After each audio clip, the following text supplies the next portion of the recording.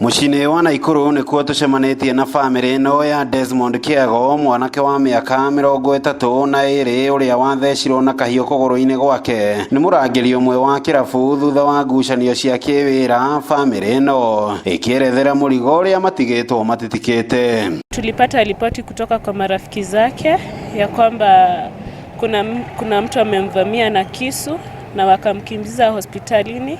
Tulipompata alikuwa katika hali mbaya sana, juu alikuwa amepoteza damu mingi, alikuwa ameumizwa kwa mguu wake wa kushoto. Mtoto alikuwa anaona akananiuliza tukiwa kwa ambulance tunaenda, anti, mguu kisu inaweza niua, na mimi namwambia huwezi kufa. Basi hiyo bill imeaccumulate sana because alikaa ICU all those days, na bill na nini. Desmond alikuwa na SHA ilimlipia only 146 na dialysis bill. Sasa hiyo bili ingine tuko na balance ya bili ya 805.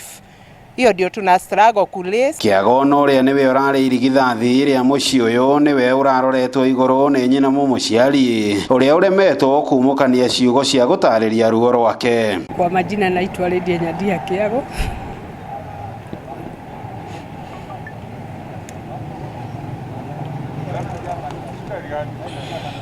Lakini tunahitaji pesa ya kukiria bill juu wenye hospitali walishikilia mwili wakasema hawezi tupea mwili. Mwari wa nyina na Kiago undu umwe na tatawe makiuga thengia na kũrwo ni mwanake uria uranyitĩrĩire muciĩ wao. Oho ni moritwo ni mwanake urari mwirutĩri wĩra na moko make rĩu magĩthingata thirikari ikinyire kihoto kia mwanake uyu. Juu alikuwa first born wetu na amekuwa akiwa amesimama kama baba yetu tangu baba yetu alipoaga. Kitu tungeomba serikali, kwa maana tunasikia huyo kijana ashakamatwa, tunaomba justice. But tuko na uchungu sana kwa sababu Desmond ni mtu hana ubaya na mtu.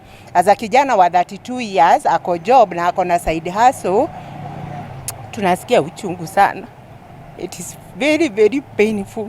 Sisi ile kitu tunaomba ni justice ya Desmond because tunasikia huyo mtu ameshikwa. Ngĩribotera Inooro TV kuma mũciĩ wa Naikuru, rĩtwa rĩakwa nĩ Robert Wamaina.